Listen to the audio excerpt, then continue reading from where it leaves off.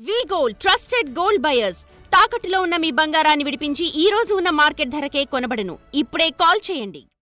ఇరకాటంలో పడ్డా ఇబ్బందుల్లో ఉన్న ఎదుటి వారిపై అటాకింగ్ మోడ్లోనే ఉండాలనేది రాజకీయాల్లో ప్రాథమిక సూత్రం. ఈ ఫార్ములాను వంటబట్టించుకున్న మంతని గులాబీ పార్టీ మాజీ ఎమ్మెల్యే పుట్టా మధు అందరి దృష్టిని ఇప్పుడు తన వైపు మళ్లించేందుకు కొత్త అంశాలను తెరపైకి తెస్తున్నారట.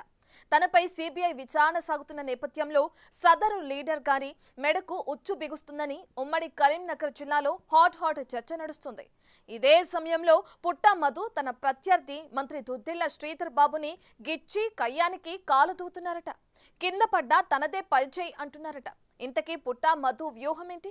ఆయన ఎంచుకున్న కొత్త రాగమేంటి?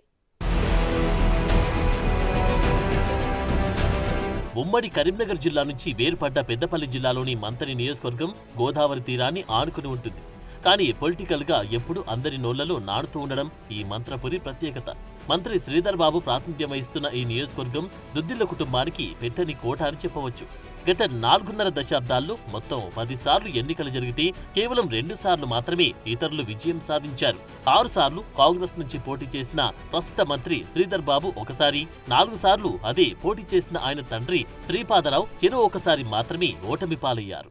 అంతటి పేరున్న మంతనిలో ప్రస్తుతం ఆసక్తికర రాజకీయం నడుస్తోంది. తెలంగాణ ఏర్పడిన తర్వాత జరిగిన తొలి ఎన్నికల్లో అంటే 2014లో గులాబీ పార్టీ నుంచి పోటీ చేసిన పుట్టా మధు టీఆర్ఎస్ నుంచి పోటీ చేసి శ్రీధర్ బాబును ఓడించారు. 2009లో ప్రజారాజ్యం పార్టీ నుంచి పొలిటికల్ ఎంట్రీ ఇచ్చిన పుట్టా మధు అప్పటి నుంచి మంతనిలోని దుద్దిళ్ల శ్రీధర్ బాబుకి రాజకీయ ప్రత్యర్థిగా మారారు. పుట్టా మధుకర్ వర్సెస్ శ్రీధర్ బాబుల మధ్య గత దశాబ్దన్నర కాలంగా వారు కొనసాగుతున్న పుట్టా మధు గెలిచింది ఒకసారి. 2014లో ఒకసారి గెలిచిన పుట్టా మధుకర్పై ఆ 4.5 ఏళ్లలో అనేక ఆరోపణలు వచ్చాయి.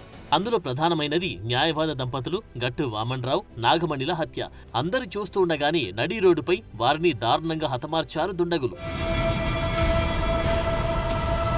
ఈ కేసులో పుట్టా మధుకర్ మేనల్లుడు బిట్టు శ్రీను నిందితుడిగా ఉన్నారు. దీంతో ఈ హత్య వెనుక అప్పటి ఎమ్మెల్యే పుట్టా మధుకర్ ఉన్నట్లు అతడి తండ్రి కిషన్ రావు ఆరోపిస్తూ సుప్రీంకోర్టుకు వెళ్లారు. హత్య చేసిన వారిని పోలీసులు అరెస్టు చేశారు. వారంతా జైలుకు వెళ్లి బెయిల్పై ప్రస్తుతం బయటే ఉన్నారు. అయితే హత్య చేసింది నిందితులే అయినప్పటికీ హత్య చేయించింది మాత్రం పుట్టా మధు దంపతులేనని, వారిని కేసు నుంచి స్థానిక పోలీసులు తప్పించారని ఆరోపిస్తున్నారు కిషన్ రావు. ఆరోపణలతో ఆగకుండా సుప్రీంకోర్టుకు వెళ్లారాయన. దీంతో లాయర్ దంపతుల హత్య కేసును సిబిఐకి అప్పగిస్తూ తీర్పునిచ్చింది సుప్రీంకోర్టు.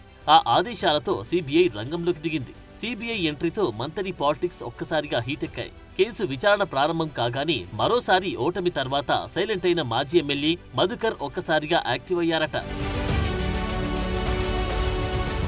సిబిఐ రంగప్రవేశం చేయడంతో ఏం జరగబోతుంది అనేది అటు రాజకీయ వర్గాల్లో ఇటు సాధారణ ప్రజల్లోనూ ఆసక్తికర చర్చ అయితే ప్రారంభమైంది. సరిగ్గా ఇదే సమయంలో అటెన్షన్ డైవర్షన్ పాలిటిక్స్ కు శ్రీకారం చుట్టారు సదరు మాజీ ఎమ్మెల్యే. గత ఏడాదిన్నర కాలంగా నెలకోసారి ప్రెస్ మీట్, అప్పుడప్పుడు అలా బయట కనిపించడం తప్ప పెద్దగా క్రియాశీలకంగా లేని మధు సిబిఐ కేసు వల్ల బయటకు రాక తప్పలేదట. ఈ సమయంలో ఇంటికే పరిమితమవడం అంత మంచిది కాదని, యాక్టివ్ అయితేనే ఫలితం ఉంటుందని భావిస్తున్నట్లు కనిపిస్తున్నారాయన. అందుకే గత నెల రోజులుగా నియోజకవర్గంలో పుట్టా మధు వరుసబెట్టి తిరుగుతున్నారు. చర్చంతా తన చుట్టే జరుగుతున్న నేపథ్యంలో కాస్తంత మసాలా జోడించాలని డిసైడ్ అయ్యారట పుట్టా మధుకర్. ఇప్పటికే బహుజనవాదం నినాదమెత్తుకున్న ఆయన అంబేద్కర్ విగ్రహ ఆవిష్కరణను తనకు అనుకూలంగా మలుచుకునేందుకు ప్రయత్నిస్తున్నారు. స్థానిక పెంచికల్పేట విలేజ్ లో మధు ఏర్పాటు చేసిన అంబేద్కర్ విగ్రహాన్ని తాము ఆవిష్కరించే ముందే రాత్రికి రాత్రి కాంగ్రెస్ వారు ఆవిష్కరించారని ఫైర్ అయ్యారు. రాజ్యాంగ నిర్మాత విగ్రహాన్ని అవమానపరిచారని ఆగ్రహం వ్యక్తం చేసిన ఆయన తాము తిరిగి అధికారంలోకి వస్తే శ్రీధర్ బాబు తండ్రి శ్రీపాదరావు విగ్రహాలను తొలగిస్తామని ప్రకటించారు. అంతటితో ఆగకుండా శ్రీపాదరావుపై పలు విమర్శలు చేశారు. దీంతో రెచ్చిపోయిన కాంగ్రెస్ నేతలు మధుకర్ క్షమాపణ చెప్పాలంటూ ఆయన ఇంటి ముందు ధర్నాకు దిగారు. ఆ క్రమంలో ఇంటిపై దాడికి వస్తారా అంటూ బీఆర్ఎస్ నిరసనలు చేపట్టింది. దీంతో ఒక్కసారిగా మంతని రాజకీయం విగ్రహాల చుట్టూ తిరగడం స్టార్ట్ అయింది. మంత్రి శ్రీధర్ బాబును టార్గెట్ చేయడానికి అంబేద్కర్ విగ్రహాన్ని మధు వాడేశారని దానికి కాంగ్రెస్ నేతలు స్పందించడంతో పొలిటికల్ హీట్ పెరిగింది. లాయర్ దంపతుల హత్య కేసులో సిబిఐ విచారణ నేపథ్యంలో డిఫెన్స్ లో పడ్డ మధు ఈ విగ్రహాల అంశంతో తన శ్రేణుల్లో సంచలనం తీసుకొచ్చే ప్రయత్నాలు చేస్తున్నారట.